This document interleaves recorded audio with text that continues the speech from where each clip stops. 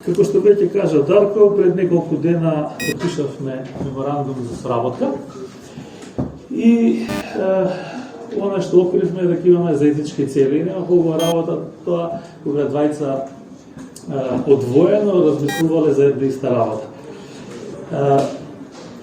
Заедничката цел е потикнување на корпоративната општествена одговорност и филантропијата меѓу луѓето или правење нешто што јавноста го препознава како правење добро. И тоа е главната причина зашто сум денеска со вас. Зборувам малку за корпоративната општествена одговорност во благородни цели. Инаку целата оваа презентација нема за цел да зборува за тоа што е благородна, што е корпоративна општествена одговорност, туку со еден практичен пример ќе ви покажеме како тоа го замислуваме да се реализира во реалноста. Па да почнем полека. Како што кажав, дека се представувам сум Александар, на Википедија пронајдов дека тоа значи заштитник на луѓето. Заштитник или човек што им помага. Дали тоа има врска, значењето на името што го носам, со она што го работам, не знам.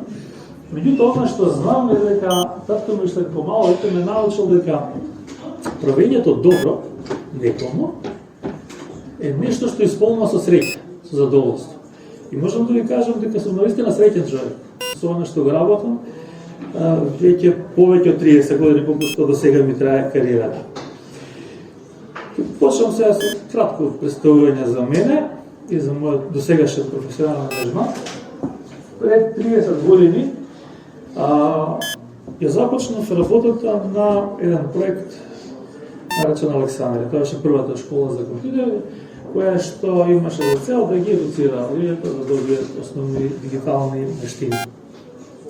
Подоцна, 10 години подоцна, ја формирав Академијата на IT Александрија, што беше првата стручна школа, која што имаше едногодишни, двогодишни стручни студии за занимање во областа на IT.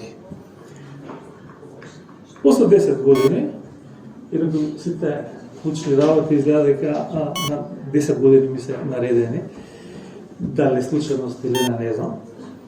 Пред 10 години, сега веќе 11, ја формирав новата компанија Маријановиќ Едукација, го направив првиот Learning Management System, система за управување со учењето, и подоцна со помош на Фондот за иновации ја создадов и првата онлайн академија Еверест. И од минатата година, инаку и во ова својство денеска доаѓам пред вас, се наоѓам на позиција извршен директор и основач на Фондацијата Ѓорги Маријановиќ. Толку за мене. За да продолжам понатаму, само сакам да ви го представам човекот чие што име го носи оваа фондација. Ѓорги Маријановиќ е мојот татко. Имав таква привилегија овој човек да ме воспитува, да ме ведува. Тој беше познат по многу работи, меѓутоа најпозната работа по која што тој е најпознат на овие простори е тоа што он беше професор право, кривично право, кој што беше дисидент во времето на бивша Југославија и кој што се нафати на укинување на еден член од законот, наречен вербален деликт. Честуваше едно советување на криминолози и правници во Струја и таму ја започна својата битка за укинување на овој член. Инаку само накратко за вербалниот деликт. Тоа е член од законот, донесен во време кога Тито му кажал не на Сталин. И тој член од законот се користел за сите оние кои што размислуваат различно, да се испратат на летување на Голи оток. Тие кои што се повозрастните посетители знаат што е Голи оток, така што не треба да објаснам. Тоа беше место, еден злогласен затвор, каде што беа испраќани луѓето што размислуваат различно. И он сметаше дека човекот пред се мора да биде суштинство кое што има право да размислува со своја глава и не сме да биде казнен. за тоа како мисли. Неговата борба беше успешна и укинувањето на тој член 133 доведе до раѓање на демократијата. Почна да се формираат партии из цела Југославија во тоа време и тој ја беше формирал првата партија во Македонија, Лига за демократија. За жал Ѓорги почина пред 2 години, меѓутоа со него не умре визијата, не умре сонот, кој што беше наведен уште во првата реченица од програмата на Лигата за демократија. Тоа беше Македонија пристойно место за живење. Нешто што Македонија одамна не е.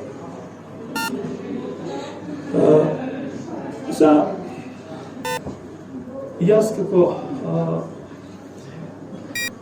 човек чувствував одговорност да се напатам и да продолжам неговата борба. И ова што денес ќе го презентирам всушност е продолжување на некој начин на неговата борба, која што всушност започна пред точно 40 години.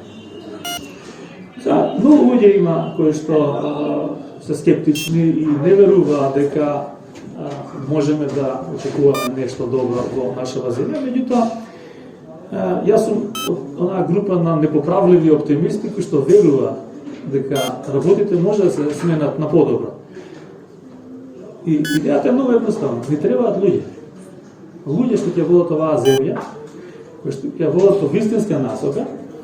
Меѓутоа, по друга страна, проблемот е што такви луѓе, какви што ни требаат, не се раѓаат.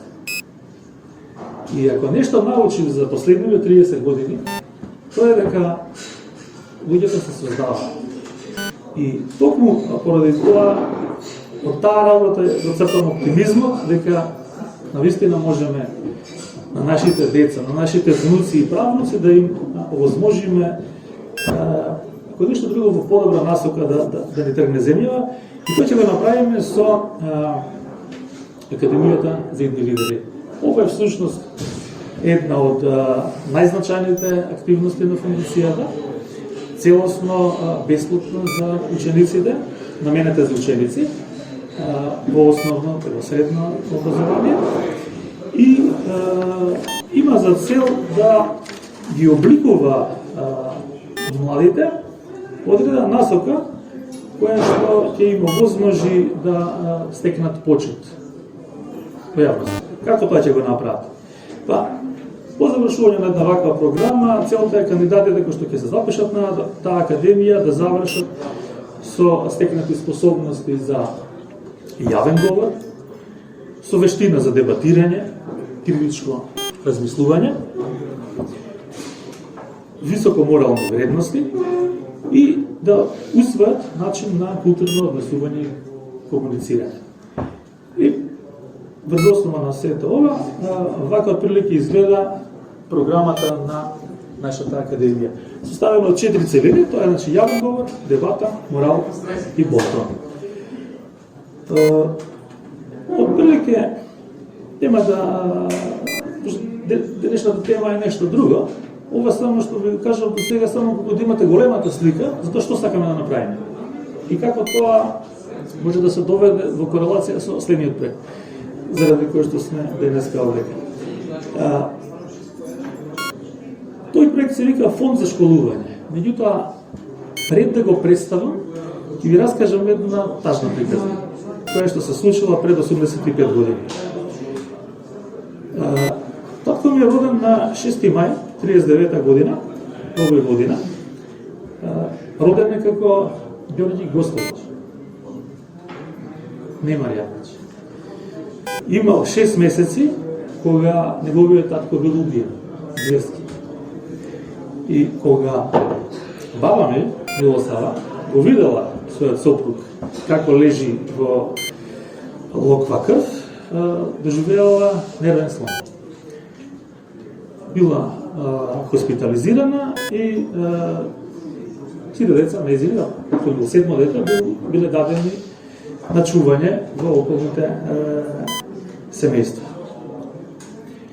Татко ми подоцна, велики баба ми не се опоравувала, бил даден на посвојување на само 17 месеци, а повторно немал среќа и во 42-та човекот што го посвоил, човекот што презиме го носим, и јас и тој, Часлав Маријановиќ, го убиваат четниците во Втора светска војна. Жената што го посвоила, го земала татко ми, го однела во Куманово и таму почнува помирниот дел од неговиот живот.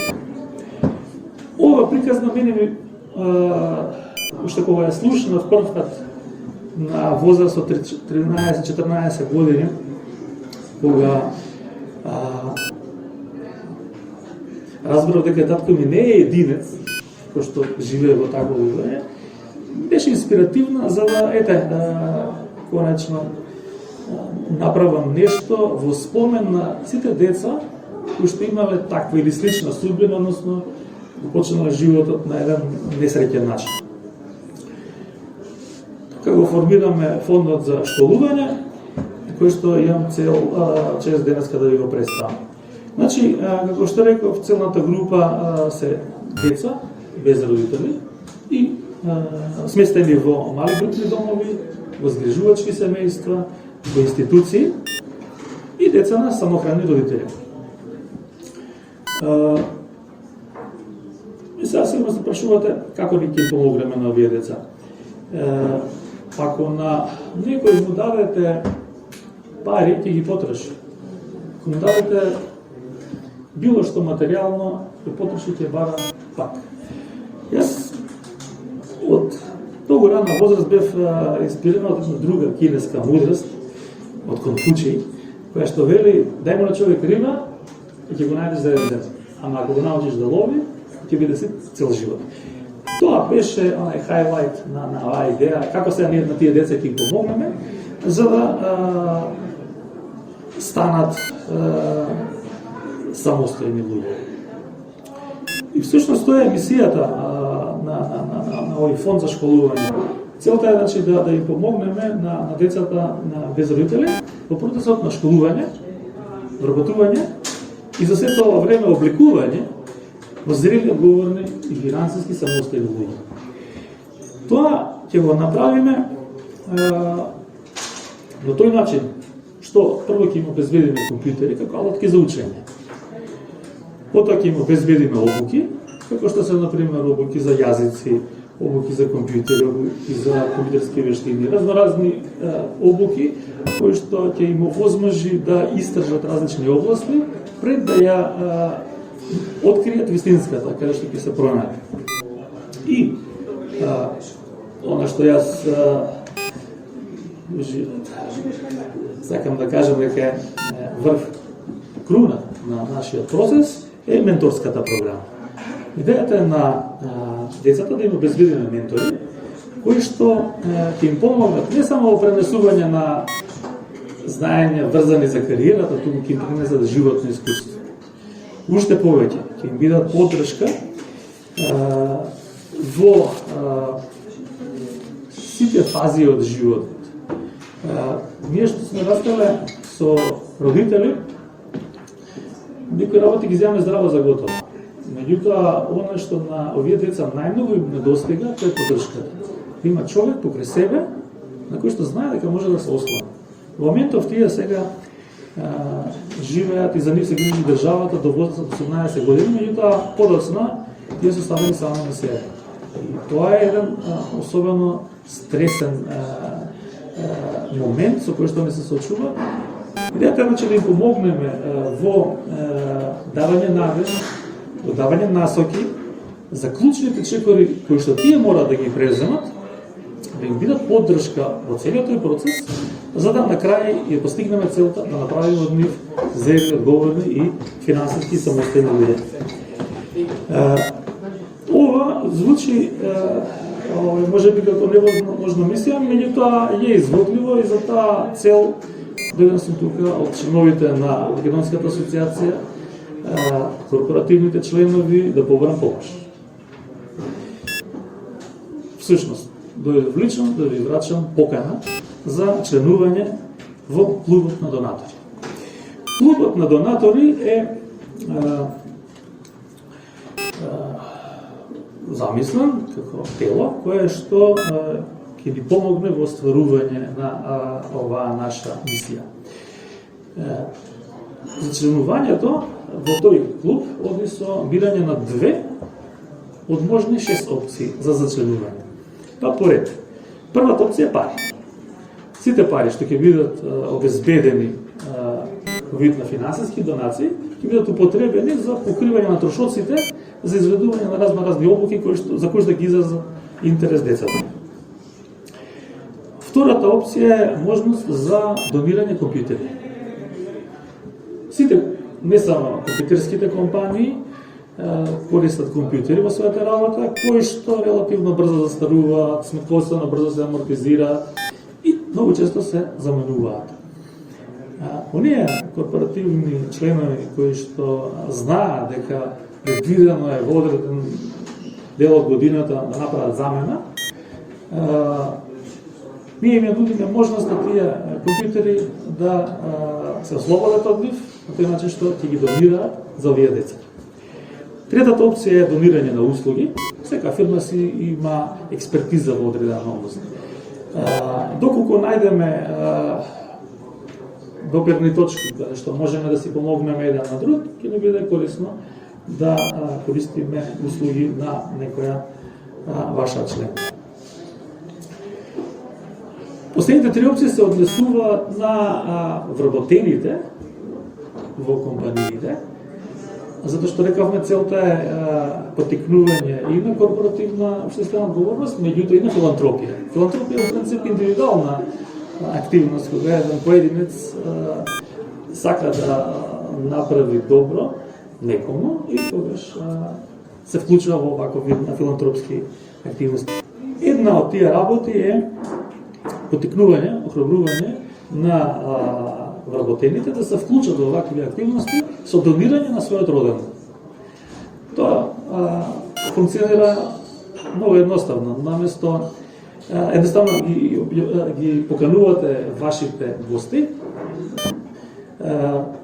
наместо да ви купуваат подарок, парите што планираат да ги потрошат за подарок, да ги пренасочат во фондот за школување на деца без родители. На тој начин и едната и другата страна се исполнат се убаво чувство, затоа што мисла да го прават едно благородно дело е нешто што навистина само по себе е награда само по себе.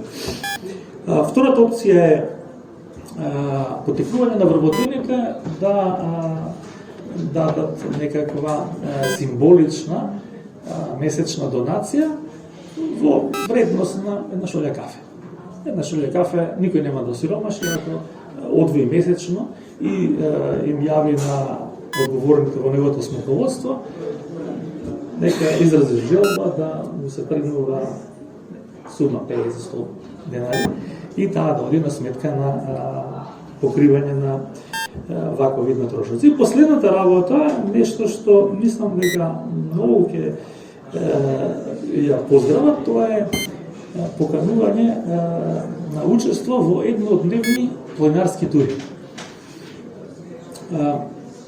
Пред известно време со Планинарската федерација подпишавме меморандум за соработка и се договоривме да заеднички организираме еднодневни планинарски тури во најубавите делови од Македонија. Македонија, не знам дали знаете, земја која што има најголем број на планински бродови во Европа, нека е за хајкери, за луѓе што сакаат планинарење, па договоривме да организираме вакви тури, да не веќе го објавиме и годишниот календар на акции, каде што ќе се знае точно каде се оди и учесниците во тие планинарски акции ќе добијат со плаќање на некаква минимална партиципација, ќе добијат превоз автобуси, водство од страна на искусен сертифициран водич од Планинарската федерација и медицинска поддршка во случај на не Боже некој да падне, скреши рака, нога или нешто друго се случи, да имаме секој човек кој што ќе интервенира. И сега доаѓаме до оној дел за кој што е спомнат во насловот на презентацијата, што имаат сега компаниите од сето ова. односно кои се придобивките. Првата работа е диференцијација. Кога една компанија демонстрира корпоративна општествена одговорност, тоа е една многу моќна алатка која што ќе помогне вашите клиенти да ве разликуваат од другите кои што тоа не го прават. Така што со оглед тоа дека денешните клиенти стануваат се по-пробирливи, убаво е нели да им се овозможи нешто по кое што тие ќе ве разликуваат. Понатаму ќе ви помогне во привлекување и задржување таленти. На денешниот пазар на труд, ја не знам, поправиме Дарко ако грешам, ама ова е податок што најдов од стручна литература, дека ваков тип на активност е особено значен кај помладата генерација. Тие се тие кои што препознаваат и се привлечени од работодавци кои што имаат ваков тип на практики. Така што фирмите, компаниите кои што се познати по ваквите етички практики и посветеноста на одредена социјална кауза, помага во привлекување на врвни таленти и таквите компании имаат генерално, статистички гледано, повисока стапка на задржување. Знаете сами, не е само да најдете талент, треба да го задржите. Третата придобивка е подобрена репутација. Кога ќе се вклучите во ваков вид на општествено одговорна активност, тоа помага да се изгради доверба и кредибилитет кај клиентите. И кога компанијата демонстрира посветеност на вакви социјални прашања, ја подобрува својата репутација во очите на јавноста, особено кај клиентите. Позитивен публицитет и медиумско покривање. Ваквите иницијативи честопати го привлекуваат вниманието на јавноста, позитивна насока, што ќе донесува до зголемена видливост на брендот. И исто така може да се каже дека се тоа може да произведе ефект наречен хало, кога и самите потрошувачи го поврзуваат брендот на компанијата со некакво позитивно општествено влијание и на тој начин се дополнително се зголемува самата репутација. И последната работа на која што ја оставив сосема за крај, како најдоброто оди на крај, тоа е можност за, како довика, неограничен број на области за работа. Сега би сакал да ви презентирам нешто што вие сте прва публика што јавно има привилегија да го види. Тоа е порталот Jobster, кој што на виду не се разликува од веќе видени работи, значи огласник стандарден за објавување на огласи за работа, меѓутоа се разликува по тоа што ова е фокусиран на занимања во технологија, хай-тек позиции. Јас за кратко сега ќе се префрлам на мојот компјутер за да го видите ова во живо.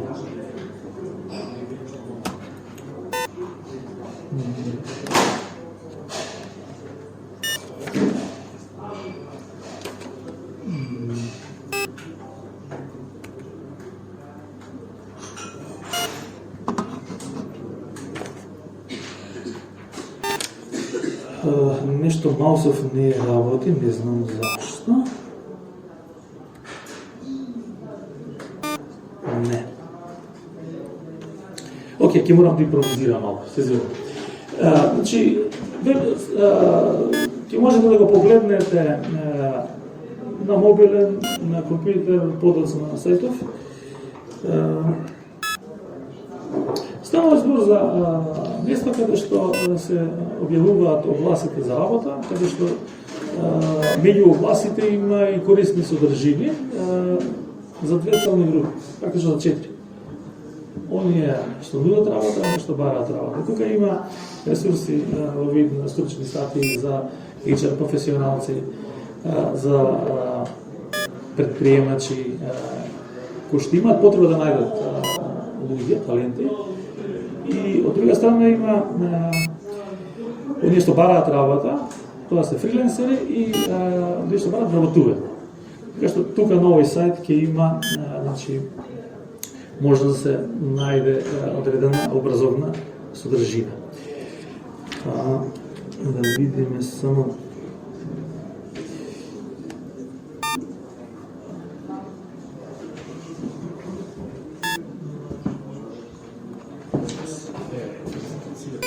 Да. Сега свати што се случило, всушност. Да се вратам до пеша застава. Придобивките, да. Оставаме уште малку како сега да станете член за процесот е многу едноставен. Значи прво треба да да го изразите својот интерес, да кажете дека сте заинтересирани, тоа се прави со пополнување на еден онлайн формулар, каде што ставате податоци. Потоа организираме средба состанок, каде што ќе поразговараме за сите опции кои што се соодветни за вас, за вашата компанија. И на крај се подпишува во основа на вашите избори, се подпишува договор, годишен договор за донирање.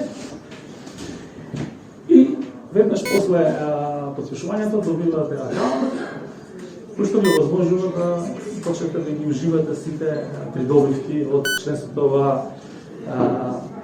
наш клуб, вклучувајќи неограниченото објавување на огласи за работа, кои што рака на срце знаат некојаш да бидат доста скапа.